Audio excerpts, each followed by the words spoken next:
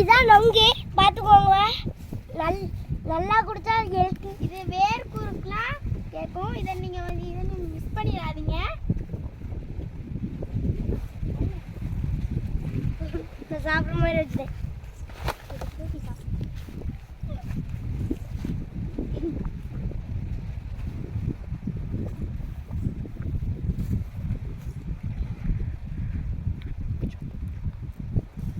இதெல்லாம் நாங்கள் குடித்தோம். நொங்கு பாருங்க, செம்ம டேஸ்டாக இருக்கு. சூப்பராக செம்மையாக இருக்கு. வாய் வச்சு குடிக்காங்க. வாய் வச்சு இருக்கு. எங்கள் ஊர் இது எங்கள் ஊர் திருவிழா கடிக்கு அதை சாப்பிடு.